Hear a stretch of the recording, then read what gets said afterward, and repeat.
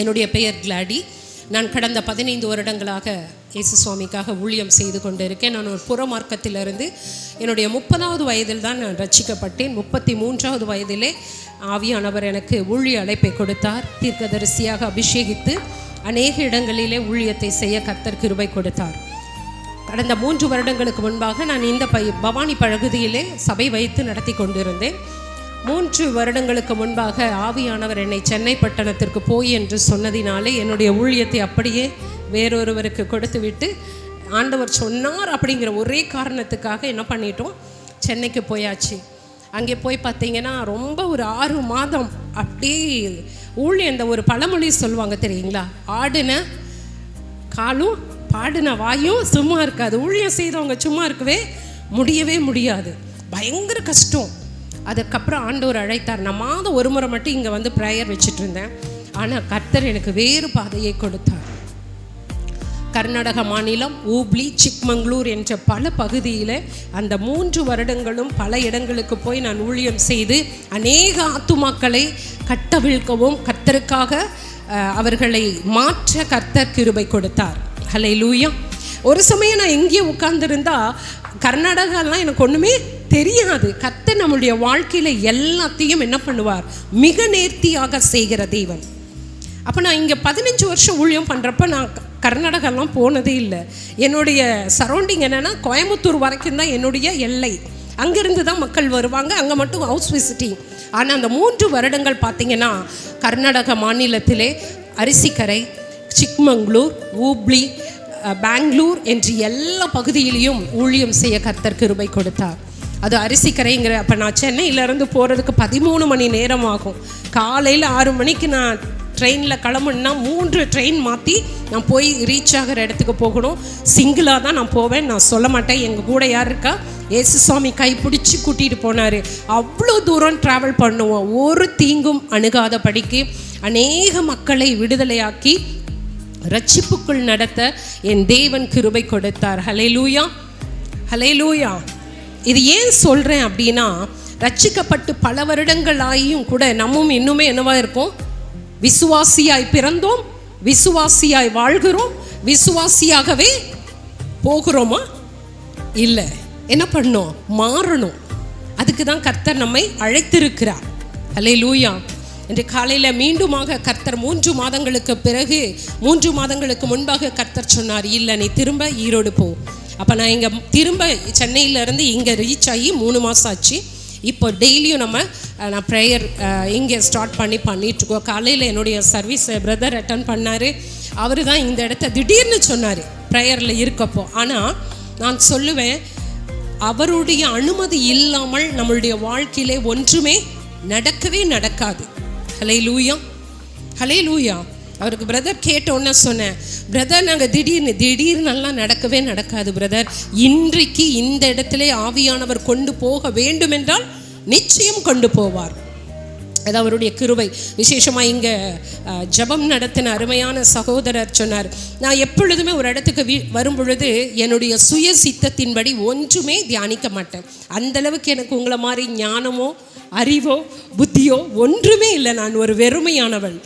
அதனால தான் என் ஆண்டவர் நிரப்பிட்டுருக்கார். நான் கேட்டேன், ஆண்டவரே என்னுடைய ஊழியம் முடிச்சுட்டு வந்துட்டு மதியம் ஜெபம் பண்ணுறப்ப இந்த மக்களுக்கு நான் என்ன செய்தி ஆண்டவரே கொடுக்க வேண்டும், நீர் பேசும். அப்போது ஆண்டவர் சொன்னார், கொர்நேலியோ பற்றி தான் சொன்னார். ஹல்லேலூயா. எனக்கு ஒரே ஷாக். இங்கே வந்தோடனே அந்த பிரதரும் அதான் ஜெபத்தில் சொல்கிறார், இல்லை ஆவியானவர் எவ்வளவு நல்லவர். நம்ம சின்னதுலேருந்தே இந்த கதையை கேட்டிருப்போம் இல்லைங்களா? கொர்நேலியோ கதை தெரியாதவங்க யாராவது இருப்பாங்களா? சண்டே கிளாஸில் இருந்து என்ன பண்ணுவோம், நம்ம செய்வோம்.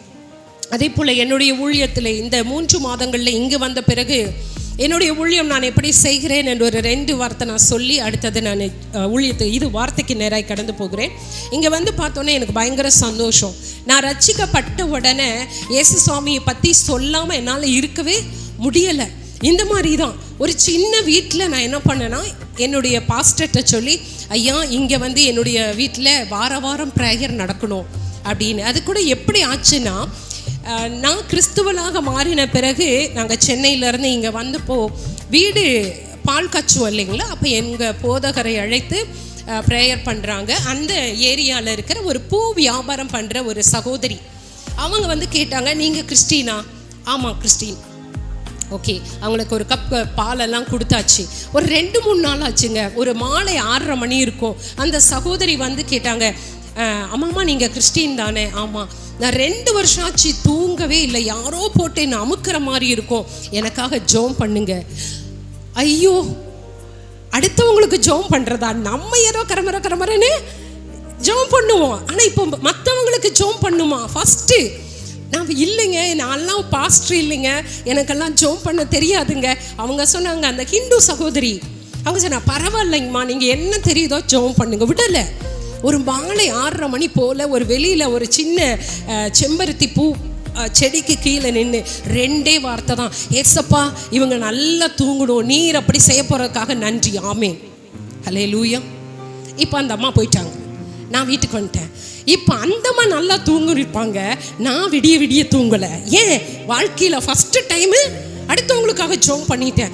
குப்புறப்படுத்து ஜெபம் பண்ணுறேன், நடந்து ஜெபம் பண்ணுறேன், உட்காந்து ஜெபம் பண்ணுறேன். ஆண்டவரே, அந்த சகோதரி தூங்கணும்.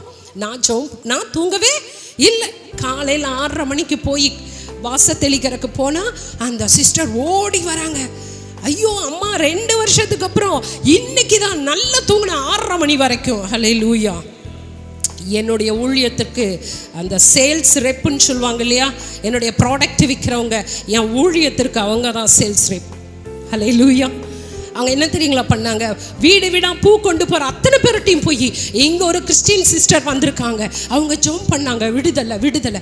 டெய்லி 2 ஆத்துமா 3 ஆத்துமா வந்துட்டே இருக்காங்க. இப்போ என்ன ஆயிடுச்சு? தைரியம் வந்துருச்சு இல்லையா? ஒரு வசனம் சொல்லுது, விதைக்கிறதினாலும் அல்ல, நீர் பாய்ச்சுகிறதினாலும் அல்ல, விளைய செய்கிறவர் யாருங்க? ஆனால் இந்த 2 காரியம் நம்ம தான் பண்ணணும். என்னென்ன பண்ணணும்? விதைக்கணும், நீர் பாய்ச்சணும். அப்படின்னு என்ன அர்த்தம்? இயேசு சுவாமியை பற்றி சொல்லணும், சொன்னவங்களுக்காக நீங்கள் என்ன பண்ணணும்? ஜெபங்கிற தண்ணியை ஊற்றணும், அப்போ அங்கே முளைக்கும். ஹல்லேலூயா. வர்றவங்களுக்கு அத்தனை பேருக்கு விடுதலை, என்ன வந்தாலும் சரி விடுதலை. எனக்கு ஆச்சரியம், ஏசப்பா அவ்வளோ அற்புதங்கள் செய்கிறாரா? இந்த மண்ணை கொண்டு செய்வார். வேதம் சொல்லுகிறது, தாகம் உள்ளவன் மேல், எஸ், நமக்கு அந்த தாகம் இருக்கணும். ஆனால் நம்ம அன்னைக்கு சொல்லியிருக்கோமா? எத்தனை பேருக்கு நம்ம சொல்லியிருக்கோம்? ரட்சிக்கப்பட்டு எத்தனை நாளாச்சு? இல்லை. இன்னைக்கு எஸ்பிபியில் தள்ளுபடி நல்லா இருக்கு, கலெக்ஷன் அப்படின்னு சொல்லி 10 பேருக்கு ஃபோன் பண்ணி நம்ம சொல்கிறோம், கலெக்ஷன் சூப்பராக இருக்குது, நல்ல ஆஃபர் இருக்குது, புது கலெக்ஷன்ஸ், போங்க நான் வாங்கிட்டேன். எஸ்பிபிக்கார உங்களுக்கு கமிஷனாக கொடுக்குறான்? இல்லை. ஆனால் என்ன பண்ணுற? வெக்கப்படுறது இல்லை அதுக்கெல்லாம். ஆனால் என் இயேசு நல்லவர், என் வாழ்க்கையில் இவ்வளோ அற்புதத்தை செய்தார், உங்கள் வாழ்க்கையிலையும் அற்புதம் செய்வார்னு எத்தனை பேருக்கு நம்ம சொல்லியிருக்கோம்? சொல்லியிருந்தால் இந்த இடம் நிரம்பி இருக்கும். ஹல்லேலூயா. சொல்லணும். ஏன்னா கர்த்தர் அதை தான் உங்களிடத்துல எதிர்பார்க்கிறார். இதை தவிர நீங்க என்ன செய்ய முடியும்? நான் ஊழியக்காரி இல்லை, யாரும் ஊழியக்காரன் கிடையாது. நீங்கள் பெற்றுக்கொண்ட நன்மைகளை வாயை திறந்தீங்கன்னா அவர் நிரப்பிடுவார். ஹல்லேலூயா. எனக்கும் கூட பேசவே தெரியாது, எனக்கு கூட பாடவே தெரியாது. ஆனால் எனக்குள்ள வைராக்கியம், யார் என்ன நினைச்சாலும் சரி நான் வாயை திறப்பேன். ஏன்னா எங்க ஆண்டவர் சொல்லியிருக்காரு, அதை நிரப்புவேன்னு சொல்றாரு, அவர் நிரப்புவார். ஹல்லேலூயா. வேதம் சொல்லுகிறது, என்னுடைய சன்னிதானத்திலே ஒருவரும் வெறும் கையோடு வரக்கூடாது. அப்படி நான் காணிக்கை எடுத்துட்டு வந்திருக்கேன் பாஸ்டர்மாங்கிறீங்களா? காணிக்கை வந்து நீங்க கொடுத்தா அது உங்களுக்கு ஆசீர்வாதம். ஆனால் தேவன் எதிர்பார்க்கிறது என்ன தெரியுமா? ஆத்துமாதாயம். நீங்கள் பெற்றுக்கொண்ட நன்மைகளை மற்றவர்களுக்கு சொல்றது தான் கர்த்தர் உங்ககிட்ட எதிர்பார்க்கிறார். உங்க பேருக்கு கீழே ஜீவ புஸ்தகத்துல எத்தனை பேரை நீங்க ஆயத்தப்படுத்தி இருக்கீங்கிறத அங்க எழுதப்படும். ஹல்லேலூயா. ரட்சிக்கப்பட்ட நான் இத்தனை வருஷம் ஆச்சு, நான் நல்ல காணிக்க கொடுக்கிறேன், நல்ல தசம பாகம் கொடுக்கிறேன், 1000 ஸ்தோத்திர பலி சொல்றேன், நல்ல தேவ சமூகத்துக்கு வரேன், கம்யூனியன் எடுக்கிறேன். இதெல்லாம் உங்க ஆசீர்வாதம். ஆண்டவருக்கு என்ன பிரயோஜனம் இருக்கா? இல்ல. இன்னைக்கு ஒரு மரம் வச்சாவே அதை கனி எதிர்பார்க்கிறோம், இல்லைன்னா வெட்டியா ஏன்பா இருக்குன்னு வெட்டி போடுறோம். கர்த்தரும் நம்மகிட்ட கனியை எதிர்பார்க்கிறவராய் இருக்கிறார். ஹல்லேலூயா. காலம் பொல்லாததாய் இருக்கிறது இல்லையா? ஆட்களோ குறைவு, அறுவடையோ மிகுதி. இதே ஈரோடு பட்டணத்தில் இன்னும் ரட்சிக்கப்படாத, இயேசு சுவாமி யார் என்று தெரியாத அநேக மக்கள் இருக்கிறார்கள். யார் அதை போய் சொல்லுவா? நீங்கள் தான் ஒவ்வொருவரும் உத்தரவாதம். ஒரு பர்சன் உங்ககிட்ட வந்து அவங்க பிரச்சனையை சொல்றாங்கன்னா கதையை கேட்கறக்கல்ல, கர்த்தர் கணக்கு கேட்பார். ஒரு பிரச்சனைன்னு உங்ககிட்ட ஆணோ பெண்ணோ வந்து சொல்றாங்கன்னா நீ கதை கேட்டுட்டு போறதுக்காக அல்ல, அந்த பிள்ளைக்காக, அந்த சகோதரனுக்காக, அந்த சகோதரிக்காக நீங்கள் என்ன பண்ணணும்? ஜெபம் பண்ணணும்.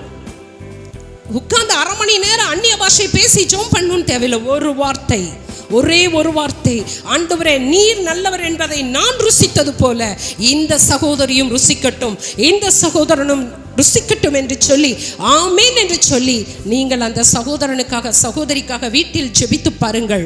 3 நாளைக்கு பிறகு அவர்கள் மீண்டும் வருவார்கள். ஹல்லேலூயா. என் ஊழியத்தில் நான் செய்கிறேன். என் ஊழியத்தில் இருக்கிற அத்தனை பேர் பார்ன் கிறிஸ்டியன் ஒருத்தர் கூட கிடையாது. எல்லாரும் ஹிந்துஸ், எல்லாரும் ஆர்சி கிறிஸ்டியன்ஸ் தான். லாஸ்ட் 2 இயர்ஸ் மட்டும் நான் 37 பேருக்கு ஞானஸ்தானம் கொடுக்க என் தேவன் கிருபை கொடுத்தார். ஹல்லேலூயா. இது சாதாரணமாக மனுஷிகத்தினால் முடியாதது, ஆனால் தேவனாலே கூடும். ஆனால் நான் இந்த கழுதை வாயை திறந்து கத்திக்கொண்டே தான் இருக்கும், அது ஓய்ந்து போகாது. ஹல்லேலூயா. என் இயேசு நல்லவர்ங்கிறத பறைசாற்றி கொண்டே இருக்கிறதா எனக்கு ஜீவன் கொடுத்திருக்கிறார், வேற எதுக்குமே இல்லை. இன்னைக்கு நல்ல பலன் இருக்கு. யாருக்காக? என் ஆண்டவருடைய நாமத்தை மகிமைப்படுத்த. அருமையான தேவ பிள்ளைகளே, இன்றைக்கு நாம் பல வருடங்கள் ரட்சிக்கப்பட்டு இருக்கலாம், ஆனால் எத்தனை பேர் கனி கொடுத்து கொண்டு இருக்கிறீர்கள்? எத்தனை பேர் உங்களை சுற்றி வந்து உங்கள் பிரச்சனைன்னு உங்ககிட்ட சொல்லியிருக்காங்க? எத்தனை பேருக்கு நீங்கள் வாயை திறந்து என் இயேசு நல்லவருங்க, நீங்கள் நம்புங்க அப்படின்னு நம்ம வாயை திறந்து சொல்லியிருக்கோம்? இதுவரையும் சொல்லனா தயவு செய்து இனிமேலாவது சொல்லுங்கள். ஏனென்றால் நியாய தீர்ப்பு நாளிலே கர்த்தர் இந்த பலகையும் இந்த கல்லும் ஒரு நாள் உங்களுக்காக சாட்சி கொடுக்கும். இந்த நேரத்திலே, இந்த நாளிலே, இந்த சகோதரி மூலமாக நான் பேசினேன் என்று ஆண்டவர் கணக்கு கேட்பார். ஹல்லேலூயா. அச்சோ, ரொம்ப சீரியஸ் ஆயிட்டீங்க. ஹல்லேலூயா. கொஞ்சம் கொத்தி எரு போடும் பொழுது கொஞ்சம் வழிக்கத்தான் செய்யும். ஆனால் நீங்கள் கனி கொடுக்க ஆரம்பிச்சிட்டிங்கன்னா ஒரு போதை ஆயிரும். நான் சொல்லுவேன், ஒவ்வொரு கிறிஸ்துவனுக்கும் ஒரு போதை ஏற வேண்டும். என்ன போதை தெரியுமா? என்ன போதை? பெருமை அதெல்லாம் இல்லை, பதவி இல்லை. என்ன போதை ஏறணும்? கிறிஸ்துவுக்காக நான் ஆத்தும ஆதாயம் பண்ண வேண்டுங்கிற போதை ஏறணும். டெய்லி ஒருத்தருக்கு நான் ஆண்டவரை பற்றி சொல்லணும். டெய்லி யாருக்காவது ஒருத்தருக்கு நான் ஆண்டவரை பற்றி சொல்லணும். அப்படி நீங்கள் தீர்மானம் பண்ணி பாருங்க, கண்டிப்பாக உங்களை தேடி ஆண்டவர் அனுப்புவார் ஆத்துமாவை. ஹல்லேலூயா. ஹல்லேலூயா. அது ஒரு தீர்மானம் பண்ணி பாருங்க, ரொம்ப நல்லா இருக்கும். ஆண்டவரோடு உறவாடுகிறது அவ்வளோ பேரின்பமாக இருக்கும். அதை அனுபவித்தால் தான் நீங்கள் அறிந்து கொள்ள முடியும். கர்த்தர் நல்லவர் என்பதை நீங்கள் ருசிக்கணும். நான் ருசிச்சு அப்படி ரசிச்சு சொல்கிறேன். ஆனால் நீங்கள் என்ன பண்ணணும்? நீங்கள் ருசிச்சாதான் நீங்கள் இன்னொருத்தருக்கு சொல்ல முடியும். இன்னைக்கு இருக்கிற ஸ்பீடில் என்ன பண்ணுறோம்? ருசிச்சு சாப்பிட்றதுக்கெல்லாம் டைம் இல்லை, எல்லாம் பாஸ்போர்ட் டக்கு டக்கு டக்கு டக்குன்னு. ஆமாம், அப்படி இல்லை. என் ஆண்டவரை பற்றி என்ன செய்யணும்? ஒவ்வொரு சூழல்லையும் ருசிக்க ஆரம்பிக்க வேண்டும். ஹல்லேலூயா. ஓகே, இப்பொழுது நாம் தலைகளை தாழ்த்தி கர்த்தருடைய செய்திக்கு நேராய் கடந்து போகலாம். ஆண்டவரே, நீர் பேசும் ஆண்டவரே, நாங்கள் கேட்கிறோம் சுவாமி. எங்கள் இருதயங்களை ஆண்டவரே திறப்பீராக. மனித சத்தம் அல்ல, என் தகப்பனுடைய சத்தத்தை கேட்க வந்திருக்கிறோம். ஒவ்வொரு பிள்ளைகளுக்கு அது பிரயோஜனமாக இருக்கட்டும். நீர் பேசும் கர்த்தாவே நாங்கள் கேட்கிறோம், தாழ்த்தி ஒப்பு கொடுக்கிறோம். இந்த மண்ணை மறைத்து நீர் வெளிப்படும். இயேசு கிறிஸ்து நாமத்தினால் பிதாவே, ஆமென். ஹல்லேலூயா. இன்றைக்கு அப்போஸ்தலர் 10ஆம் அதிகாரம் 1ஆம் வசனத்தை வாசிக்கலாம். அப்போஸ்தலர் 100க்கு அதிபதியாகிய கொர்நேலியு என்னும் ஒரு மனுஷன் இருந்தான். அவன் தேவ பக்தி உள்ளவனும் தன் வீட்டார் அனைவரோடும்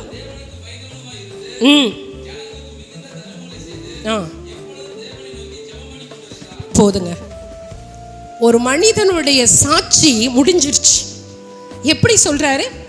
ஒரு பட்டாளத்தான், ஒரு இராணுவத்திலே உயர் பதவியில் இருக்கிற ஒரு மனுஷன், அவர் பெயர் கொர்நேலியு. இன்றைக்கு நம்ம என்ன செய்கிறோம்? ஒரு சாதாரண ஒரு வேலை செய்கிறோம், இல்லை நீங்கள் ஒரு என்ன சொல்கிறது அரசாங்க பணி செய்கிறவர்களாக இருக்கலாம். ஆனால் அதை காட்டிலும் மேலான வேலை யார் செய்கிறா? இந்த கொர்நேலியு இராணுவத்திலே மிகப்பெரிய ஒரு போஸ்டிங்கில் இருக்காரு. ஆனால் அவரை குறித்து இங்கே பைபிளில் சொல்லப்பட்ட காரியம் என்ன? அவர் எப்படி இருந்தாராம்? தேவ பக்தி. ஹல்லேலூயா. அருமையாய் தேவ பிள்ளைகளே, நமக்கு அந்த தேவ பக்தி இருக்கா? தேவனுடைய பயம் இருக்கா? இன்றைக்கு கர்த்தருடைய மனமகிழ்ச்சி நாள், அந்த நாளை அந்த நேரத்தை நான் சரியாக தொழுது கொள்ள வேண்டும் என்று ஓடி வருகிறோமா? காலையில் சொன்னது மாதிரி தான். ட்ரெயின் 8 மணிக்கு ட்ரெயின். எத்தனை பேர் 9 மணிக்கு போய் உட்காருவீங்க? 8 மணி ட்ரெயின், எத்தனை மணிக்கு போவீங்க? 7:50க்காவது போயிடுவீங்க 8 மணி ட்ரெயினுக்கு. ஏன்னா அப்புறம் மூச்சு வாங்கி நீங்கள் என்ன பண்ணணும்?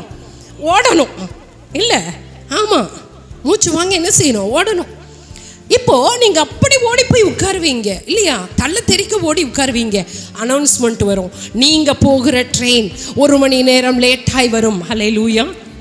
யாராவது போய் அந்த ரயில்வே டிபார்ட்மெண்ட்டில் போய் நான் எவ்வளோ கஷ்டப்பட்டு வந்தையா, இப்படி நீங்கள் பண்ணிட்டீங்களே, யாராவது சண்டை போட்டிருக்கோமா? இல்லை. நான் நிறைய ட்ரெயினில் ட்ராவல் பண்ணுறேன் இல்லையா? நான் பார்த்தீங்கன்னா பெங்களூரில் ஃபஸ்ட்டு பிளாட்ஃபார்மில் உட்காந்துருப்பேன். நான் வர பிளாட்ஃபார்ம் எந்த பிளாட்ஃபார்ம் வருதுன்னு பார்த்துட்டு உட்காந்துருப்பேன். வர்றதுக்கு ஒரு 5 நிமிஷம் முன்னாடி என்ன இருக்குங்க, நீங்கள் எதை நோக்கி இருக்கிற அந்த இது இப்போ 7வது பிளாட்ஃபார்முக்கு வரணும். ஓடி லக்கேஜை தூக்கிட்டு ஹல்லேலூயா மூச்சு வாங்கி ஏதாவது அந்த பிளாட்ஃபார்மில் போய் நாம் ஏற வேண்டிய அந்த இடத்துல பிடிக்கிறக்குள்ள போதும் ஆயிரும். ஆனாலும் யாராவது ஒருவர் போய் ரயில்வேயில் வேலை செய்கிறவங்க கிட்ட போய் ஃபைட் பண்ணியிருக்கோமா? இல்லை. ஏன்னா அதெல்லாம் நம்ம தாங்கிக்கிறோம். ஆனால் கிறிஸ்தவர்கள் வருகிற ஒரே ஒரு இடம் என்ன தெரியுங்களா? லேட்டாக வர்ற இடம். ஆமாம், 8 மணி சர்வீஸ்னா 9 மணிக்கு தாங்க வருவோம். பாஸ்டர் பார்ப்பாரு, சரி உங்களுக்கு 9 மணிக்கு தானே டைம் அவைலபிள், கரெக்டாக இருக்கும். 9 மணிக்கு நான் சர்வீஸை மாற்றுகிறேன், எல்லாரும் கரெக்டாக வந்துடுங்க. 10 மணிக்கு வருவோம். ஹல்லேலூயா. ஏன் தெரியுமா சொல்கிறேன்? அப்போஸ்தலரில் 2ஆம் அதிகாரம் 3ஆம் அதிகாரத்துலேயும் ஒரு காரியம் இருக்குது. இல்லை நீங்கள் எடுக்க வேணாம், நான் சொல்லிடுறேன். ஒரு சப்பானி இருக்கான். ஒரு சப்பானி, பிறவிலேயே சப்பானி. அவன் கை கால் நடக்க முடியாது இல்லையா? அவன் என்ன செய்கிறான்? நம்மளை மாதிரி 1 மணி நேரம் லேட்டாக வந்துருந்தான்னு வச்சுக்கோங்க, இன்றைக்கும் அவரை பற்றி நான் பேசியிருக்க மாட்டோம். பேசியிருப்போமா? இல்லை. வாழ்க்கை முழுவதும் அவன் சப்பானியாக தான் இருந்திருப்பான். ஆமாவா? அப்போது நீங்கள் 1000 பிரச்சனைகளை கூட இங்கே வந்திருக்கலாம். ஆண்டவர் பார்ப்பாரு, இந்த மகனுடைய பிரச்சனைக்கு இந்த வாரம் நான் விடுதலை கொடுக்க போகிறேன், ஆரம்ப ஜபத்தில் விடுதலை கொடுப்பேன்னு அவர் முடிவு பண்ணியிருப்பாருன்னு வச்சுக்கோங்க. நம்ம தான் ஆமீனுக்கு வரமாச்சே, ஆண்டவர் போயிடுவார். ஹல்லேலூயா. எங்கே போயிடுவார்? விடுதலை கிடைக்காது. அப்புறம் பார்ப்போம், 4 வருஷம் ஆச்சு இந்த இடத்துக்கு சரியில்லை, சர்ச்சை மாற்று, பாஸ்டரை மாற்று. நான் சொல்ல, நீ எத்தனை மாற்றினாலும் சரி, மாற வேண்டியது நானும் நீங்களும் தானே தவிர சபை கிடையாது. ஹல்லேலூயா. ஏன்னா விடுதலை தேவன் கொடுக்கிறார், ஊழியக்காரன் கிடையவே. நாங்கள் சும்மா ஃப்ளாட், நாங்கள் உங்களை கையை பிடிச்சி கூட்டிகிட்டு போகிறோம், வழியை சொல்லி கொடுக்குற வழிகாட்டி நாங்கள், அவ்வளோதான். அப்படின்னா நீங்கள் தான் என்ன செஞ்சுக்கணும்? பெற்றுக்கொள்ளணும். அப்போது அந்த தேவ மனுஷன் பேதுருவும் யோவானும் என்ன பண்ணுறாங்க? தேவாலயம் தொடங்குறதுக்கு முன்னாடி பிச்சைக்காரன் உட்கார்ந்ததுனால தான் அன்னைக்கு அவருக்கு விடுதலை கிடைச்சிது. ஆமாவா? ஆமாம். அப்போ நீங்கள் ஆரம்ப ஜெபத்தில் உங்களுக்கு ஒரு விடுதலைன்னு ஆண்டவர் வச்சுருந்தாருன்னா, நம்ம ஆமேனுக்கு வந்தோம்னா நம்ம பிரச்சனைக்கு தீர்வு கிடைக்குமா? கிடைக்காது. அப்போ நம்ம என்ன பண்ணிடணும்? மாறிடணும். இதுதான் பக்தி இல்லையா? நம்ம 1000 ஸ்தோத்திர பலி நான் சொல்கிறேங்க, அது பக்தி இல்லை. நான் கரெக்டாக தசம பாகம் கொடுக்குறேன், அது பக்தி இல்லை. கர்த்தர் விரும்புகிற பக்தி என்ன? அவரை முழு இருதயத்தோடு, அவருக்குண்டான நேரத்தில் எதையுமே என்ன பண்ணக்கூடாது, அது என்ன காம்ப்ரமைஸே பண்ணக்கூடாது. வந்தங்க, அது ரிப்பேர் ஆயிடுச்சு, வந்தங்க, சொந்தக்காரன் அப்போ தான் வருவான், அப்போ தான் வருவாங்க. நீங்கள் சொல்லிடணும், இல்லை ஞாயிற்றுக்கிழமை இந்த டைம் டு இந்த டைம் வரைக்கும் நீங்கள் என்ன பண்ணாதீங்க, வராதீங்க. நீங்கள் அப்படி ஒரு பக்தி வைராக்கியம் பாராட்டி பாருங்க, இருக்கிற நிலையிலேருந்து நீங்கள் மேலே போயிட்டே இருப்பீங்க. ஹல்லேலூயா. ஒரு சொந்தக்காரன் கூட வெளில போக மாட்டாங்க. ஏன்னா அவங்க கர்த்தருக்கு அவ்வளோ முக்கியத்துவம் கொடுக்குறாங்கன்னு சொல்லுவாங்க. அந்த இடத்துல கர்த்தர் உங்களை உயர்த்துவார். ஹல்லேலூயா. அப்போது தேவ பக்தி உள்ள மனுஷனாகிய கொர்நேலியு இருந்தார். அடுத்தது அவரை பற்றி விட்னஸ் என்ன சொல்கிறாங்க? அவர் மட்டும் இல்லை, யாருங்க? ஆமாம், யாரோட?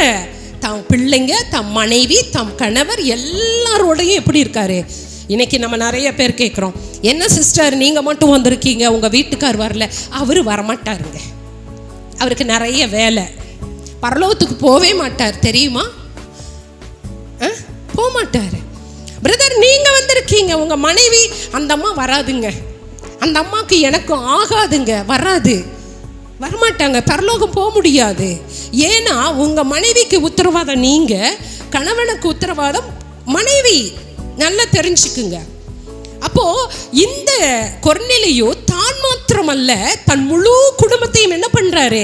தெய்வ பக்தியிலே இவன் நடத்துகிறார். ஹல்லேலூயா, ஹல்லேலூயா.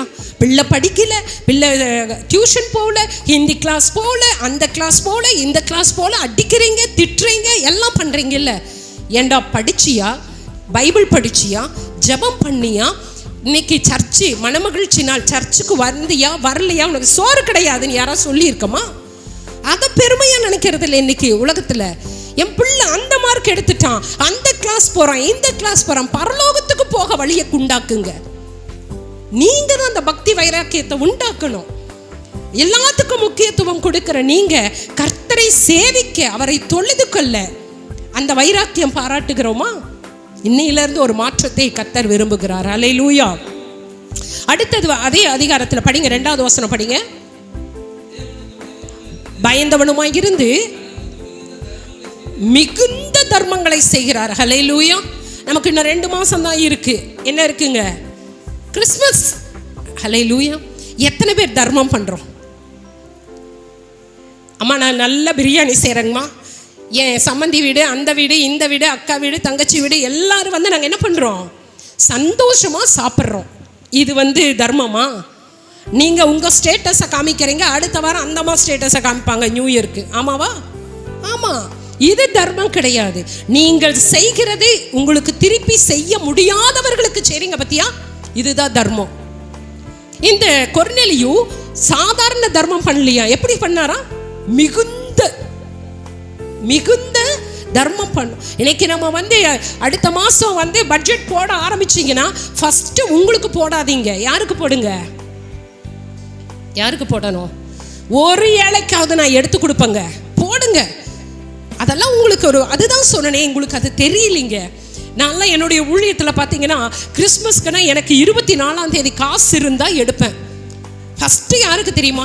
என் சபையில் இருக்கிற விதவைகளுக்கும் கைவிடப்பட்டவர்களுக்கும் தான். யாரெல்லாம் ஆதரவு இல்லையோ அவங்களுக்கு ஃபஸ்ட்டு நான் ஊழியம் ஆரம்பித்த வருஷத்தில் 22 பேருக்கு எடுத்தேன். அந்த 22 பேருக்கு கொண்டு போய் வீடு விட, ஏன்னா இங்கே இந்த ஒரு புடவை கொடுத்து ஒரு சாப்பாடை கொடுத்து இந்த ஃபோட்டோ எடுத்து போடுறது எனக்கு பிடிக்காது. இந்த கையில் செய்கிறது என்ன பண்ணக்கூடாது? இந்த கைக்கு தெரியும்.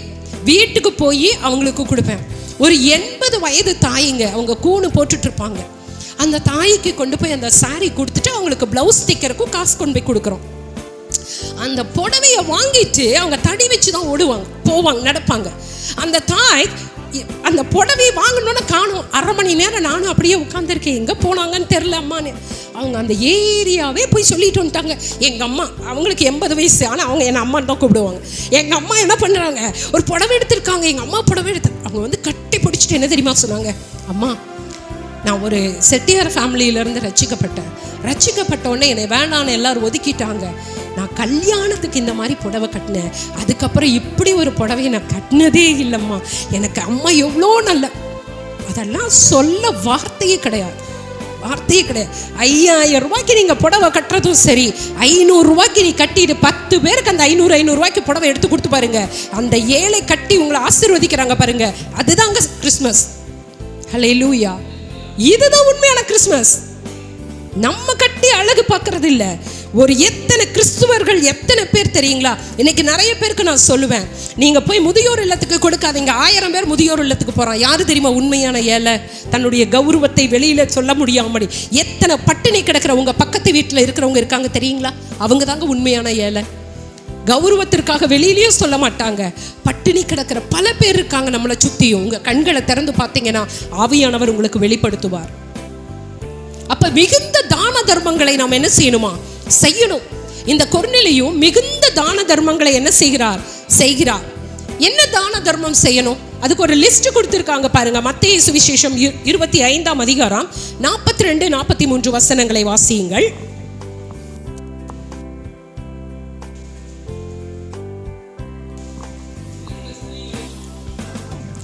(42, 43, 25) பசியாயிருந்தேன், கொடுக்கவில்லை. தாகமாயிருந்தேன், தீர்க்கவில்லை. அந்நியனாயிருந்தேன், சேர்த்து கொள்ளவில்லை, வஸ்திரம் கொடுக்கவில்லை, வியாதி உள்ளவனாய் இருந்தேன். ஹல்லேலூயா. இதுதான் இந்த லிஸ்ட். நம்ம செய்யறோமா? பசியா இருக்கிறவனுக்கு ஆகாரம் கொடுக்கிறோம், தாகமா இருக்கிறவனுக்கு தண்ணி கொடுக்கிறோம், வஸ்திரம் இல்லாதவனுக்கு வஸ்திரம் கொடுக்கிறோம், இருக்க இடமே இல்லாதவர்கள் உங்களை தேடி வந்த எத்தனை பேர் அடைக்கலம் கொடுக்கிறோம், காவல்ல இருக்கிறானவே அந்த பக்கத்திலேயே நம்ம போறதில்லை. இந்த பிரச்சனை நமக்கு எதுக்கு? ஒருத்த கடன்ல இருக்கான், ஒரு பிரச்சனையில் இருக்கான், அவன் ஏதோ ஒரு காரியத்தில் அகப்பட்டிருக்கானா, இன்னைக்கு கிறிஸ்தவர்கள் 4 வீதி தள்ளி சுற்றி கூட போய்க்கலாம், பெட்ரோல் செலவனாலும் பரவாயில்ல. ஏன்னா அவங்ககிட்ட போய் அவன் நம்மகிட்ட ஏதாவது ஒரு உதவி கேட்டுருவாங்களே. அப்ப நம்ம கிறிஸ்தவன் சொல்லவே கூடாது. ஹல்லேலூயா. ஒன்னே ஒன்று தெரிஞ்சுக்குங்க, நீ பூமியில எதை விதைக்கிறாயோ அதை தான் பரலோகத்திலிருந்து உங்களுக்கு பதில் கிடைக்கும். இங்க நீங்க என்ன செய்றீங்களோ அதுக்கு தான் அங்க இருந்து எல்லாம் வரும். இங்க நீங்க பசியா இருக்கிறவனுக்கு போஜனம் கொடுத்தீங்கன்னா மேல இருந்து உங்களுக்கு கேட்கிறப்ப உங்களுக்கு போஜனம் வரும். ஹல்லேலூயா. நீங்க என்ன விதைக்கிறீங்களோ அதுக்கு தகுந்த பலன் தான் அங்க இருந்து வரும். நான் இங்க எதுவுமே செய்ய மாட்டேன், ஆனா ஆண்டவர் மட்டும் எனக்கு செய்யணும்னா கற்பனை கூட பண்ணி பார்த்துறாதீங்க. ஆண்டவர் அப்படியே நல்லவராகவே இருக்க மாட்டார். வைக்க வேண்டிய நேரத்தில் செக்குன்னு செக்க வைப்பார். ஹல்லேலூயா. அப்புறம் நீங்க எங்க போனாலும் சுத்திட்டு தான் இருக்கணும். ஹல்லேலூயா. எவ்வளோ பெரிய ஊழியக்கார்ட்ட போனாலும் நான் எழுதி தரேன், உங்களுக்கு விடுதலையே கிடைக்காது. நம்ம மாறணும், அப்பதான் அங்க விடுதலை. ஹல்லேலூயா. அப்ப தான தர்மங்களை என்ன பண்ணும்? செய்யணும். ரெண்டாவது அவர் என்ன செய்கிறாராமா? கொர்நேலியிட்ட இருந்த ஒரு நல்ல பழக்கம். அப்போஸ்தலர் நடபடிகள் 10ஆம் அதிகாரம் 30வது வசனம் வாசியுங்கள்.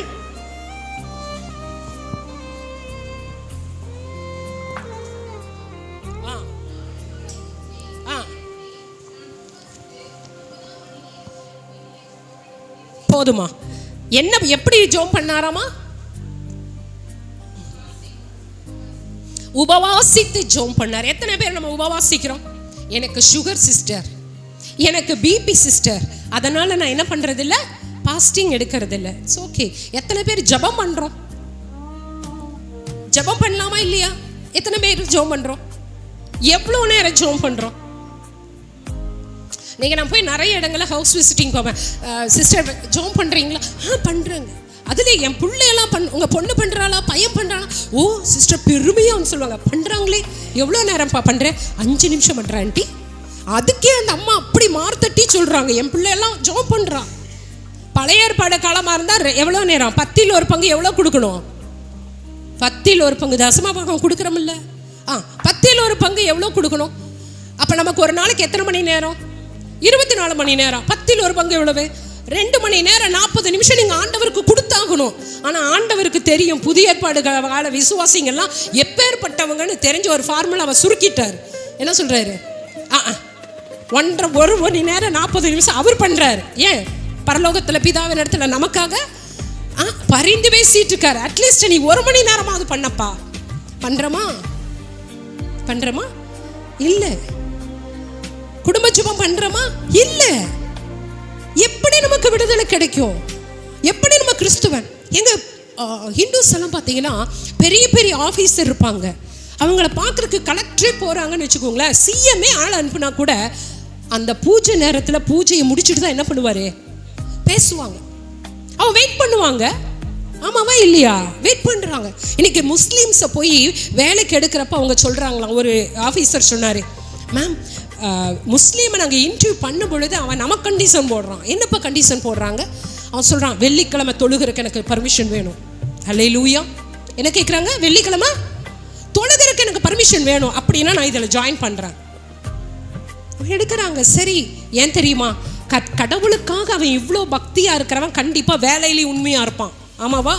ஆனால் என்றைக்காவது ஒரு கிறிஸ்தவர்கள் நீங்கள் போல்டாக போய், ஐயா ஞாயிற்றுக்கிழமை எனக்கு வேலை வச்சா நான் செய்ய மாட்டேங்க, அது கர்த்தருடைய நாள், நான் சர்ச்சுக்கு போயிட்டு தாங்க வருவேன் அப்படின்னு எனக்கா சொல்லி இருக்கிறோமா? இருக்கிற வேலை போயிருமா? உங்களுக்கு என்ன, நீங்கள் பேசிட்டு போயிடுவீங்க. ஹல்லேலூயா. நீங்கள் சொல்லி பாருங்க, கர்த்தர் உங்களை கீழாக்குறாரா மேலாக்குறாரான்னு நீங்கள் பார்த்துக்கோங்க. கண்டிப்பாக மேலாக்குவார். பக்தி வைராக்கியம் அந்த இடத்துல தான் நீங்கள் ஆண்டவரை மகிமைப்படுத்துறீங்க. ஹல்லேலூயா. ஆமா, மனுஷனை பிரியப்படுத்துறதுக்கு வாழ்க்கை இல்லை, நம்ம உருவாக்கினவரை பிரியப்படுத்துற வாழ்க்கை தான் வாழ்க்கை. ஹல்லேலூயா. அடுத்தது இவர்கிட்ட இருந்த ஒரு காரியம், அவருக்கு மத்திய இந்த அப்போஸ்தலர் 10:4 படிங்க. உற்று பார்த்து பயந்து அப்பொழுது அவன் உன் ஜெபங்களும் உன் தர்மங்களும், ஆமென் ஆமென் ஹல்லேலூயா. போதுமா? போதும். 2 காரியம்தான் பரலோகத்தில் போய் தட்டும். என்னன்னு போட்டிருக்கு? பாடு ஆராதனை தட்டுன்னு போடல, 1000 ஸ்தோத்திர பலி தட்டுன்னு போடல. என்ன தட்டுமா? ஜெபங்களும் தர்மங்களும் தட்டும். ஹல்லேலூயா. தர்மங்களும் ஜெபங்களும் தட்டும். எப்ப நம்ம பரலோகத்தை நம்ம என்ன செய்யணும்? பலவந்தம் பண்ணணும்னா திறப்பில் நின்று ஜெபிக்க பிள்ளையாய் நம்ம மாறணும். 2வது காரியம் தான தர்மங்கள். என்னுடைய சபையிலே ஒரு சகோதரி இருக்காங்க, பவானி பக்கத்தில். அவங்க சிலோன்காரங்க. அவங்க அந்த ஏரியா ஃபுல்லாக சிலோன்.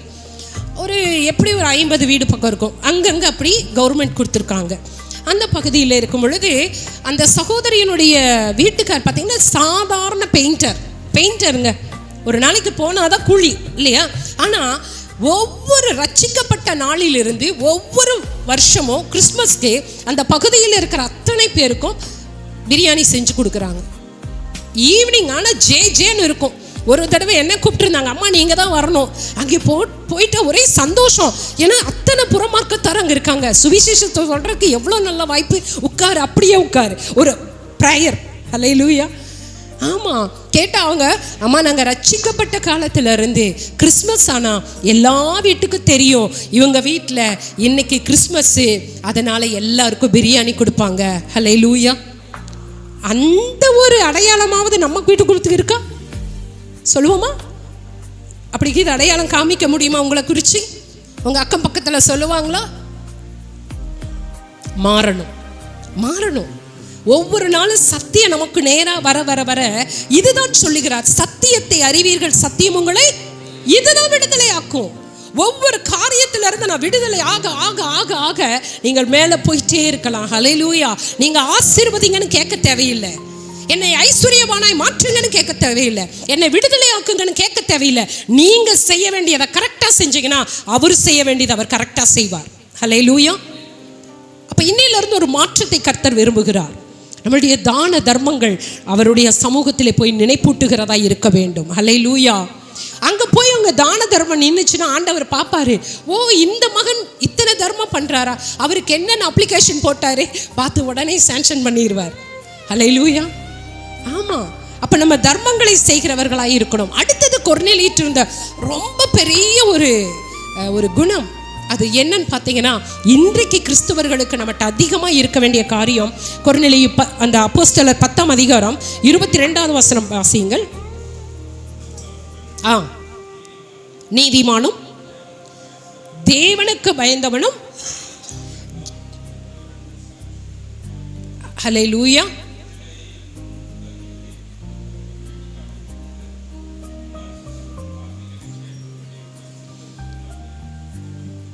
போதும்.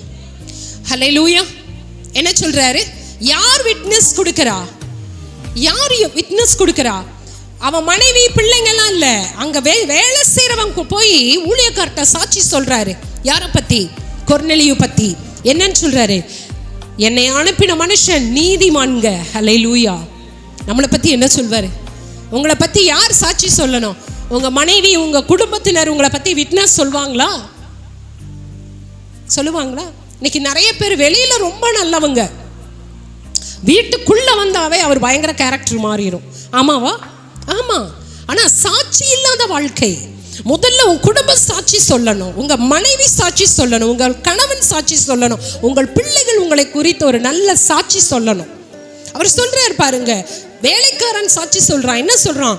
இங்க இருக்கிறவங்களையே எங்க எஜமான் நீதிமானா இருக்கிறார், தேவனுக்கு பயப்படுகிறவராய் இருக்கிறார், யூத ஜனங்கர் எல்லோரிலும் சொல்றாங்க பாருங்க, எல்லாரை காட்டிலும் எங்க எஜமான் ரொம்ப நல்லவர். ஹல்லேலூயா. அவருக்கு கீழே வேலை செய்யற ஒரு சர்வன்ட் சொல்ற விட்னஸ்ங்க. உங்களை பத்தி எல்லாரும் இந்த மாதிரி ஒரு சாட்சி சொல்லுவாங்களா? ஐயோ அந்த அம்மாவா வாயை திறந்த அவ்வளவுதான், ஐயோ ஞாயிற்றுக்கிழமையான அந்நிய பாஷை, புதன்கிழமையான அந்த அந்நிய பாஷை. ஹல்லேலூயா. இன்னைக்கு நிறைய கிறிஸ்தவர்கள் வாய் அப்படிதான் இருக்கு, இல்ல சாட்சி இல்ல. அருமையான தெய்வ பிள்ளையே, நீ தேவன் உங்களிடத்தில் எதிர்பார்க்கிறது சாட்சி. நம்ம பெயர் மாற்றுகிறது சாட்சி அல்ல. பூ வைக்காம பொட்டு வைக்காம போறது சாட்சி இல்ல. என்ன மாதிரி ஜுவல்ஸ் கல்றது சாட்சி இல்ல.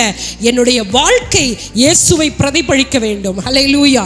நான் அடிக்கடி சொல்லுவேன், ஒரு கிறிஸ்துவன் என்பவன் பெயர் மாற்றுகிறதினால் அல்ல, ஒரு கிறிஸ்துவை தனக்குள் தரித்துக் கொள்ளுகிறவன் தான் கிறிஸ்துவன்.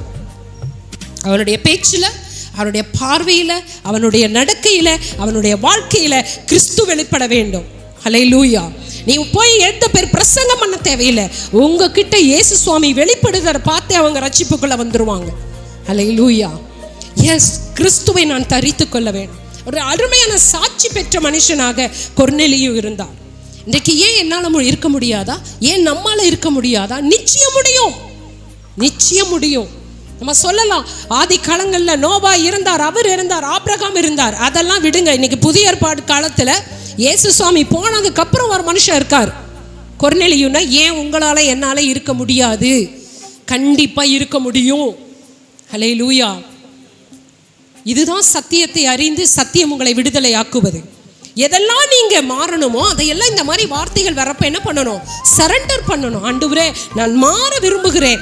ஆனாலும் கூட பவுல் சொல்லுகிறார், நான் விரும்புகிறதை செய்ய முடியல, விரும்பாததையே செய்கிறேன், அதற்கு நான் அல்ல, எனக்குள் இருக்கிற பாவம். அவர் அறிக்கை சொல்ற, நான் செய்யக்கூடாதுன்னு தாங்க நினைக்கிறேன், ஆனா என்னையும் மீறி நான் என்ன பண்ணிடுறேன்? செஞ்சிடறேன். இதுக்கு காரணம் யாருன்னா நான் அல்ல, எனக்குள் இருக்கிற பாவம். இன்னைக்கு நிறைய பேர் இப்படியெல்லாம் ஸ்பீச் கேட்டோன்னே ஒரு 3 நாளைக்கு அந்த அனைத்திங் இருக்கும், அப்புறம் சார்ஜ் டவுன் ஆயிரும். என்ன பண்ணக்கூடாது? அப்படி இல்லை. ஆண்டவரே, எனக்கு நீங்க ஹெல்ப் பண்ணுங்க, இதெல்லாம் நான் மாறணும்னு ஆசைப்படுறேன், ஆனால் என்னால் முடியல, எனக்கு நீங்கள் உதவி செய்யுங்கன்னு கேளுங்க. நமக்கு உதவி செய்ய தான் நம்ம ஆண்டவர் இருக்கிறார். ஹல்லேலூயா. அப்போ அந்த கொர்நேலியு என்ன பண்றாரு? ஒரு சாட்சி பெற்ற மனுஷனாக இருக்கிறார். அப்போஸ்தலர் 10:24 படிங்க.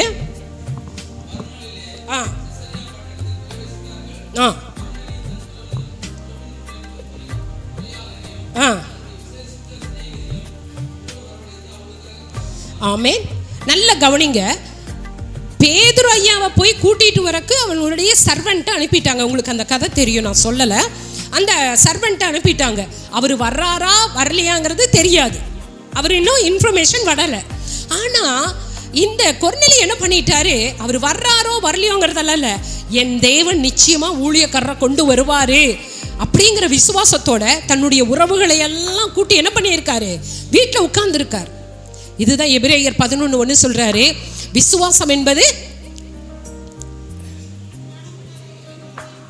ஆமா நம்பப்படுகிறவர்களின் உறுதியும் காணப்படாதவைகளின் நிச்சயம். இன்னைக்கு நம்ம அப்படி ஒரு விசுவாசம் இருக்கணும்.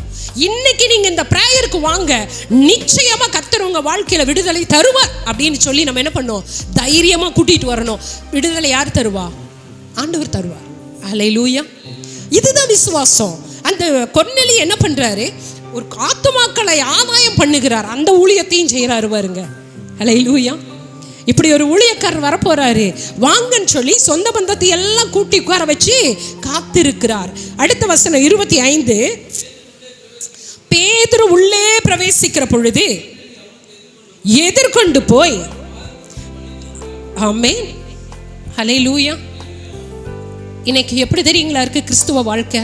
ஒரு நல்ல ஜாப்ல இருக்காங்கன்னு வச்சுக்கோங்களேன், இந்த ஊழியக்காரங்க நம்ம பிச்சை எடுக்கிறவங்க மாதிரி நினைச்சிட்டு நம்ம 2 கையும் தூக்கி ஐயா ஸ்தோத்திரங்கயா அப்படி ஒரு அவங்க கையெடுத்து என்ன பண்ண மாட்டாங்க? ஸ்தோத்திரம் சொல்லவே மாட்டாங்க. நம்ம என்ன செய்யறோம்? ஐயா ஸ்தோத்திரங்க அப்படின்னா அவங்க என்ன பண்ணுவாங்க தெரியுங்களா? அவங்க ஆபீஸ்ல இருக்கிற மாதிரியே அப்படிமாங்க. ஆனா இந்த 100க்கு அதிபதி ஏன் இன்னைக்கு வரைக்கும் நம்ம பேசுறோம் தெரியுமா? இந்த தாழ்மைனால தான், இவ்வளோ கேரக்டர் இருக்கிறதுனால தான் இன்னைக்கு 2000 வருஷத்துக்கு அப்புறமும் இன்னைக்கு அவரை பற்றி பேசுகிற காரணம் அவர் தான். இந்த கேரக்டர் தான். அவர் ஒரு 100க்கு அதிபதி. அவருக்கு வான்னு சொல்கிறக்கு 1000 பேர் இருப்பான், போன்னு சொல்கிறக்கு 1000 பேர் இருக்கான். ஆனால் அவர் நினைச்சிருந்தாருன்னா அங்கேயே உட்கார்ந்துருக்கலாம் இல்லைங்களா? பேதுரு ஐயா ஒரு சாதாரண மீன் பிடிக்கிறவர் தான் அப்படின்னு நினைச்சிருக்கலாம். ஆனால் அவர் அதான் நினைக்கல, கர்த்தருடைய ஊழியக்காரன். ஹல்லேலூயா. அருமையான தேவ பிள்ளையே, நீங்க சரீரத்தை பார்க்காதீங்க, அந்த மண் பாத்திரத்தை பார்க்காதீங்க, பாத்திரத்திற்குள் இருக்கிற பரிசுத்தரை மட்டும் நீங்கள் பாருங்கள். அல்லேலூயா.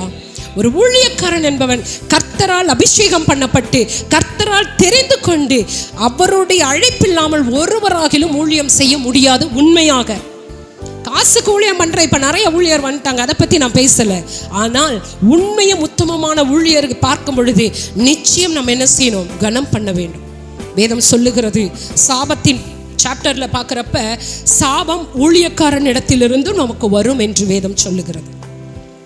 அப்ப ஊழியக்காரனை பார்த்தோன்னே நான் ஒரு 100க்கு அதிபதி என்று சொல்லி அவர் வீட்டில் உட்கார்ந்து இருக்கல, எதிர்கொண்டு ஓடுகிறார். ஹல்லேலூயா. எதிர்கொண்டு ஓடி போய் என்ன பண்றாரு? அவர் ஐயோ, இன்னைக்கு யாராவது அப்படி பண்றோம்? அப்படி கூட பண்ண வேண்டாங்க. 2 கை கூப்பி ஐயா ஸ்தோத்திரங்கயா அப்படி யாராவது சொல்றோமா? இன்னைக்கு கையை கூப்பி ஸ்தோத்திரம் சொல்றது கௌரவ குறைத்தலா போயிடுச்சு இல்லையா? அருமையான தேவ பிள்ளைகளே, நீ தேவனுடைய மனுஷனை பார்க்காத, அந்த மனுஷனுக்குள் இருக்கிற ஆவியானவரை கையெடுத்து ஸ்தோத்திரம் சொல்லு. அல்லேலூயா. கர்த்தர் உங்களை ஆசீர்வதிப்பார்.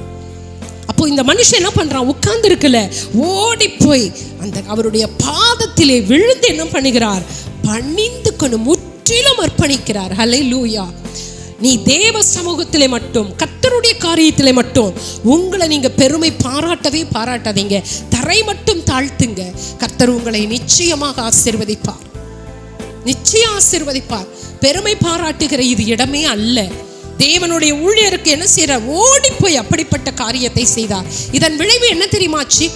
அவர் இன்னும் ரட்சிக்கப்படலை. கொர்நேலியு இதெல்லாம் நடக்குது, ரட்சிக்கப்படலை, ஞானஸ்நானம் எடுக்கல. ஆனா அவருக்கு கிடைத்த அபிஷேகம் பாருங்க, 44வது வசனம், அப்போஸ்தலர் 10:44. பேதுரு பேசிக்கொண்டே இருக்கையில் ஆமென், என்ன இறங்குச்சு? ஹோலி ஸ்பிரிட், பரிசுத்த ஆவியானவர் இறங்க ஆரம்பித்தார். ஆவியானவர் இறங்குறதற்கு நீங்கள் ஞானஸ்நானம் எடுத்துதான் இருக்க வேண்டும் என்று இல்லை. உங்களுக்குள் கர்த்தர் விரும்புகிற காரியம் இருந்தா கர்த்தருடைய அபிஷேகம் உங்களுக்குள் இறங்கும். ஹல்லேலூயா. அந்த பரிசுத்த ஆவியானவர் நிரப்புகிறார், அந்நிய பாஷைகளை கொடுக்கிறார். அவர்கள் எல்லாரும் அக்னியாய் என்ன பண்றாங்க? நிரம்புகிறார்கள். பேதுரு பார்க்கிறான், ஓ, விருத்த சேதனம் இல்லாத இவர்களுக்குள் பரிசுத்த ஆவியானவர் வரும் பொழுது ஞானஸ்நானம் என்ன தடை? ஹல்லேலூயா. இன்றைக்கு ரட்சிக்கப்பட்டு இத்தனை நாட்கள் ஆயிருச்சு, எத்தனை பேர் பரிசுத்த ஆவியிலே நிரம்புகிறோம்? அருமையான தேவ பிள்ளையே, இன்றைக்கு கிறிஸ்துவர்களுக்கு ஒரு வெக்கம் என்ன தெரியுமா? பரிசுத்த ஆவியிலே நிரம்புறது இல்லை. நீங்க பரலோகம் போக முடியாது. நான் இந்த பூசி மொழுகுகிற ஊழியக்காரி அல்ல, உங்களை பரலோகத்திற்கு கொண்டு போகிற வழிகாட்டி நான். திரும்ப நீங்க கூப்பிடுறீங்களா இல்லையோங்கிறது எனக்கு இல்லை, ஆனா சொல்ல வேண்டியதை நான் கரெக்டா சொல்லிடுறேன். ஒருவன் ஜலத்தினாலும் ஆவியினாலும் பிறவாவிட்டால் நீங்கள் பரலோகத்திற்கு போக முடியாது என்று நான் சொல்லல, வேதம் சொல்லுகிறது. அப்ப நீங்கள் என்ன செய்யணும்? அடுத்த டிக்கெட் வாங்கணும். என்ன டிக்கெட்டுங்க? பரிசுத்த ஆவியிலே நீங்கள் பிறக்க வேண்டும். ஹல்லேலூயா. அப்படி என்றால் ஆவியானவரை முழு இருதயத்தோடு ஏற்றுக்கொள்ளும் பொழுது, ஆண்டவரே என்னை நிரப்பும் என்று கேட்கும் பொழுது, வாஞ்சையோடு கேட்கும் பொழுது, அன்றைக்கு ரட்சிக்கப்படாத கொர்நேலியு மீது இறங்கின ஆவியானவர் இன்றைக்கு தாகத்தோடு கேட்கிற உங்கள் மீதும் அவர் இறங்க சித்தமுள்ளவராய் இருக்கிறார். ஹல்லேலூயா. அப்போ நீங்கள் என்ன பண்ணுவோம்? ஆண்டவருக்குள்ளாக நீங்கள் பார்க்குறப்ப, ஒசூர் பட்டணத்திலே இவரோடது பெட்ஸ்மான் ஐயாவுடைய சபை, இயேசு நம்மோடு சபை, எத்தனை பேர் போயிருக்கீங்கன்னு தெரில, ஒரு பிரம்மாண்டமான சபை. நான் ஒரு 2008வது வருஷம் நான் அங்கே இருந்தேன், நியூ இயர் அன்னைக்கு. அதில் கிட்டத்தட்ட ஒரு 5000 பேர் இருந்திருக்காங்க. அத்தனை பேரும் பார்த்தீங்கன்னா இண்டஸ்ட்ரியில் பெரிய பெரிய கம்பெனியில், டிவிஎஸ் கம்பெனி, அங்கே இருக்கிற பெரிய பெரிய டைட்டன் இதிலெல்லாம் ஒர்க் பண்ணுறவங்க, எல்லாரும் ஒரு நல்ல வேலையில் இருக்கவங்க. நீங்கள் பார்த்தீங்கன்னா இன்னைக்கு ஜாலியாக நம்ம உட்கார்ந்துட்டு இருக்கோம் இல்லையா? இல்லைங்க, அவங்க ஊழியமே முழங்கால் யுத்தம். அவங்க பார்த்தீங்கன்னா அந்த தேவ சமூகத்துக்குள்ளே வந்த உடனே நெட்டு முழங்காலில் நின்று 1 மணி நேரம் நாலு தேவனை துதிப்பார்கள். ஹல்லேலூயா. உள்ளே வந்துட்டாங்கன்னா அந்த பார்ஷியாலிட்டியே இருக்காது. நான் பெரியவன், நீ பெரியவன், நான் பெரிய ஆளு, நான் முதலாளி, அதெல்லாம் இல்லை. எல்லாரும் முழங்காலில் நின்று தேவ சமூகத்தில் கதறுவார்கள். ஹல்லேலூயா. அந்த ஒரு தேவ சமூகத்திற்கு வந்துட்டா நீங்க யாரையும் பார்க்காதீங்க, ஆண்டவரை மட்டும் பாருங்க. நீங்களும் ஆண்டவரும் தான். முழு இருதயத்தோடு கூட நீங்க ஜெபம் பண்ணுங்க. நான் ரட்சிக்கப்படுறதுக்கு முன்னாடி பார்த்தீங்கன்னா இந்த மாதிரி சபைக்கு போயிட்டு இருக்கும் பொழுது பார்த்தீங்கன்னா, நான் ரட்சிக்கப்பட்ட பிறகுதான் எங்க பாஸ்டர் இந்த மாதிரி மைக்கில் பாடுவார். நான் கடைசியில தான் உட்காருவேன். கடைசியில உட்கார்ந்தாலும் நான் ஒரு ஹிந்து இல்லையா, ஆனா பாடணும்னு ஆசை. நல்லா பாடுறப்ப அங்கிருந்து சவுண்டா பாடுவேன். பாஸ்டர் இந்த மைக்கை விட என் சவுண்டு பெருசா இருக்கும். ப்ரேயர் முடிச்சுட்டு சொல்லுவார், சிஸ்டர் கொஞ்சம் மெதுவா பாடுங்களேன். என்னால இதுக்கு மேல இழுத்து பாட முடியல. எனக்கு ஒரு வெறி. என்ன வெறி? என் சத்தம் யாரு கேட்கணும்? ஆமா, பரலோகத்துக்கு கேட்கும். எனக்கு ஒரே கான்செப்ட் தான். பக்கத்துல இருக்கிற ஜென்ஸ் பாக்குறாங்களா, இந்த பக்கம் சிஸ்டர் பாக்குறாங்களா, நான் ராகமா பாடல, அதெல்லாம் எனக்கு தெரியாது. நான் பாடுறது எங்க பாஸ்டர் சத்தத்துக்கு மேல நான் பாடணும். என் சத்தம் யாரு கேட்கணும்? அன்னைக்கு கேட்டதுனாலதான் இன்னைக்கு உங்க முன்னாடி இங்க நிக்க வச்சிருக்காரு. ஹல்லேலூயா. யாரை பத்தி கவலை கிடையாது. நான் ஆண்டவரை பாடணும். என் சத்தம் எங்க அப்பாவுக்கு கேட்கணும். அப்படி வெறித்தனமா பாடிதான் இயேசுசாமி அந்த வாஞ்சியை பார்த்தார், அந்த ஆவலை பார்த்தார். அப்படிப்பட்ட இருதயத்தை பார்த்துதான் கர்த்தர் ஒன்றுமே இல்லாம ஒரு ஜீரோவா, ஒரு வெறுமையான பாத்திரமா இருந்த என்னை கர்த்தர் நிரப்பி பயன்படுத்தி கொண்டு இருக்கிறார். ஹல்லேலூயா. அருமையான தேவ பிள்ளைகளே, இந்த காரியத்துல எதெல்லாம் நம்ம கிட்ட இல்லையோ இன்றைக்கு நமக்குள்ள ஒரு பெரிய மாற்றத்தை கர்த்தர் விரும்புகிறார். ஒவ்வொரு நாளும் நீங்க தேவ சமூகத்துக்கு வந்துட்டு போறப்ப ஒரு காரியத்தை எரைஸ் பண்ணி ஒரு காரியத்தை நீங்க உள் வாங்கிட்டு தான் போகணும். அதுதான் நாளுக்கு நாள் நீங்கள் வளருகிறதற்கான அடையாளம். வேதம் சொல்லுகிறது, பரிசுத்தமாய் இருக்கிறவன் இன்னும் இன்னும் இன்னும் இன்னும் எப்ப முடியும்? எப்ப இந்த பரிசுத்த ப்ராசஸ் முடியும்? மரணம் வரைக்கும் முடியும், நடக்கும். நான் சொல்லுவேன், நான் மரிக்கிற நிமிஷம் வரைக்கும் இந்த ப்ராசஸ் நடந்துட்டு தான் இருக்கும். ஏன்னா ஒவ்வொரு நாளும் ஆண்டவர் என்னை ஒவ்வொரு காரியத்தை ரிமூவ் பண்ணிட்டே இருக்கார், பரிசுத்தப்படுத்திட்டே இருக்கார். இன்னும் இன்னும் இன்னும். அப்ப நம்ம என்ன செய்யணும்? ஆண்டவர்கிட்ட ஒப்பு கொடுக்கணும். ஆண்டவரே என்னை பரிசுத்தப்படுத்துங்க, உமக்கு பிரியமில்லாத. அதுதான் சங்கீதக்காரன் சொல்லுகிறார், ஆண்டவரே வேதனை உண்டாக்கும் வழிகள் என்னிடத்தில் உண்டோ என்று பார்த்து நித்தியமான வழியிலே என்னை நடத்தும். நீக்கு அப்படி யாராவது ஜெபம் பண்றமா? ஆண்டவரே உங்களை கஷ்டப்படுத்துற காரியம் என்கிட்ட இருக்குதா, என் பேச்சுல இருக்கா, என் வாழ்க்கையில இருக்கா, அதை வேரோடு பிடுங்கி போட்டுருங்க, நித்தியமான வழியில என்னை நடத்துங்கப்பா கேட்கிறோமா? இல்லையே. நாளைக்கு இன்னைக்கு ஆஃபீஸ் போறேன், எனக்கு அந்த பிரச்சனை இருக்கக்கூடாது, இந்த பிரச்சனை இருக்கக்கூடாது, இந்த பண பிரச்சனை இருக்கக்கூடாது, இதை தான் நம்ம கேட்கிறோம். அஞ்ஞானிகளைப் போல அலம்பிக் கொண்டு இருக்கிற கிறிஸ்தவர்கள் இன்றைக்கு அநேகர் இருக்கிறார்கள். ஆனால் கர்த்தர் எதிர்பார்க்கிறது அதல்ல, மேலானவைகளை நாம் நாட வேண்டும் என்று விரும்புகிறார். ஹல்லேலூயா. இன்றைக்கு கொர்நேலியுட்டை இருந்த அந்த கேரக்டர் நமக்கு வேணும்னா நாம் செய்ய வேண்டிய காரியம் நம்மை தாழ்த்தி நாம் கேட்க வேண்டும். வேதம் சொல்லுகிறது, கேளுங்கள் அப்பொழுது உங்களுக்கு கேளுங்கள், நீங்கள் பெற்றுக்கொள்ளுங்கள், கர்த்தர் உங்களையும் உங்கள் குடும்பத்தையும் ஆசீர்வதிப்பாராக. ஜெபிக்கலாமா? எல்லாரும் எழுந்து நின்று ஒரு பரிசுத்தத்தோடு கூட ஒரு பக்தியோடு கூட, அப்பா விசேஷித்த மனுஷனாகிய கொர்நேலியு ஐயாவை பற்றி நாங்க பார்த்தோம். அப்படிப்பட்ட ஒரு மனுஷனாக என்னையும் என் குடும்பத்தையும் என் பிள்ளைகளையும் நீர் மாற்றுவீராக. தேவ பக்தி உள்ள குடும்பமா என் குடும்பத்தை மாற்றுங்க, தேவ பக்தி உள்ள பிள்ளையா என்னை மாற்றுங்கன்னு கேளுங்க. எல்லாரும் வாய்களை திறந்து இது மௌனமாய் இருக்க நேரமே இல்லைங்க. நீங்கள் இப்பொழுது மௌனமாய் இருந்தா அறுவடைய நேரத்திலே நீங்கள் வெறுமையா தான் இருக்க முடியும். கர்த்தருடைய சமூகத்திலே கதறுகிற கிறிஸ்தவர்களை எதிர்பார்க்கிறார். ஆண்டவரை நோக்கி கூப்பிடுகிற கிறிஸ்தவர்களை தான் கர்த்தர் பார்க்கிறார். உங்களுடைய தான தர்மம் எப்படி இருக்கிறது? உங்களுடைய தர்மங்கள் எப்படி இருக்கிறது? உங்களுடைய ஜெபம் எப்படி இருக்கிறது? தேவ சமூகத்திலே உங்களுடைய காரியம் எப்படி நினைப்பூட்டுகிறது? ஆண்டவரே, இதுவரையும் நான் தனித்து ஜெபிக்கல, இதுவரையும் நான் குடும்பமா ஜெபிக்கல, இனியாவது ஒரு மணி நேரம் உங்க சன்னிதானத்தில் அமர்ந்து உங்க சமூகத்தை நோக்கி பார்க்கிற பிள்ளையா என்னை மாற்றுங்கன்னு சொல்லுங்க பார்க்கலாம். கர்த்தர் உங்களை ஆசீர்வதிப்பாராக. ஆண்டவரே, இதுவரையும் தான தர்மம்னா நான் செஞ்சதே இல்லப்பா, செஞ்சதே இல்லை. இந்த சொசைட்டில நான் பெரிய ஆளுன்னு நிறைய காமிச்சிருக்கேன், ஆனா அதெல்லாம் உங்க பாதத்துல போகாது ஆண்டவரே. அப்ப நான் தான தர்மம் செய்கிற பிள்ளைகளாக என்னை நீர் மாற்றுவீராக. ஏன்னா நீ நல்லா வச்சிருக்கீங்க ஆண்டவரே. ஒரு குறை இல்லை ஆண்டவரே. நிறைய பேருக்கு நான் பிரயோஜனமா இருக்கணும்னு நீங்க விரும்புனீங்க. ஆனால் நானும் இதுவரையும் அதை குறித்ததான எண்ணமே எனக்கு இல்லாம இருந்தது சுவாமி.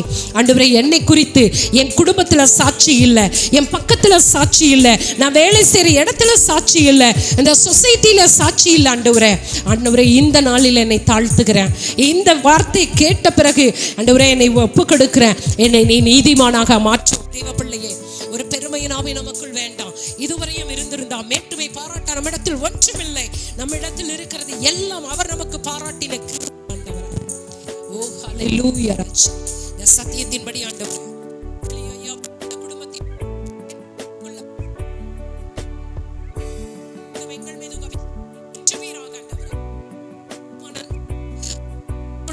தண்ணீரை ஊற்றுகிற தேவன் ஆண்டவரே.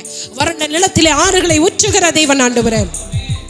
எல்லாரும் தாகத்தோடு ஆண்டவரே, நான் மறுபடியும் பிறக்க ஆசைப்படுகிறேன். உங்க ஆவியிலே பிறக்க ஆசைப்படுகிறேன். அனல் கொள்ள ஆசைப்படுகிறேன். உங்களுடைய ஆவியின் அபிஷேகத்தை எனக்குள் ஊற்றுவீராக என்று சொல்லுங்க. கர்த்தர் உங்களை நிரப்ப அவர் சித்தமல்லவராய் இருக்கிறார். ஓ ஹல்லேலூயா. எல்லாரும் வாயை திறந்து ஆண்டவரே என்னை நிரப்புங்கப்பா, என்னை நிரப்புங்க சுவாமி. உம்முடைய வல்லமையினால் என்னை நிரப்புங்கப்பா. உம்முடைய வல்லமை என் மேலே ஊற்றுவீராக. உம்முடைய வல்லமை ஊற்றுவீராக. உம்முடைய அபிஷேகத்தை ஊற்றுவீராக. உம்முடைய அக்னியை ஊற்றுவீராக. ஓ ஹல்லேலூயா. ரிமனகலபரந்தரா சிக்கலரமரந்தரா ரினனகலகரபரந்தரா ஓ ரிமமமனகலகரபரந்தரா ரிக்கபபபனந்தரா ஷீனா நகலரபரந்தரா ரிப்பபபனந்தரா ரினனகலரபரந்தரா அப்பா உமக்கு நன்றி ஆண்டவரே. ஆண்டவரே, உம்முடைய பிள்ளைகள் மீது ஆதி அப்போஸ்தலர் காலத்தில் 120 பேர் இருந்த அந்த மேலறை அசைந்தது என்று சொன்னீரேப்பா. அப்படிப்பட்ட ஒரு அசைவை இந்த ஊழியத்தில் நீர் கொட்டுக்கும்படி ஆட்சேபிக்கிறேன். உடைய பிள்ளைகள் மீது அந்த அபிஷேகத்தை ஊற்றுவீராக. இன்னும் அநேக பிள்ளைகளை கத்தாவே கொள்ளை பொருளாய் இந்த ஊழியத்திற்கு கொடுக்கும்படியாக நடத்துகிற தாசர்களை இன்னும் வல்லமையாய் பாவிப்பீராக ராஜா. அவர்கள் எடுக்கிற ஒவ்வொரு பிரயாசங்களும் ஆசீர்வதிக்கப்படுவதாக. நீர் அப்படியே செய்ய போகிற மாபெரிய கிருபைக்காய் நன்றி செலுத்துகிறோம். பரிசுத்த ஆவியானவருடைய அசைவாடுதலை உணர்ந்ததற்காக நன்றி. சத்தியத்தை அறிவீர்கள், சத்தியம் உங்களை விடுதலையாக்குன்னு சொல்லி விடுதலையாக்கக்கூடிய வார்த்தைகளை விதைத்திருக்கிறீர். விதைக்கப்பட்ட விதைகள் விருதாவாய் போகாதபடி விருட்சங்களாய் மாறட்டும். ஒவ்வொரு பிள்ளைகளும் கனி கொடுக்கிறவர்களாய் மாற்றுவீராக. அப்படிப்பட்ட ஒரு கனிகளை நாங்கள் வரக்கூடிய நாட்களிலே பார்க்க கிருபை தாரும். நீர் அப்படியே செய்ய போகிற கிருபைக்காய் ஸ்தோத்திரம். இயேசு கிறிஸ்து நாமத்தினால் பிதாவே, ஆமென்.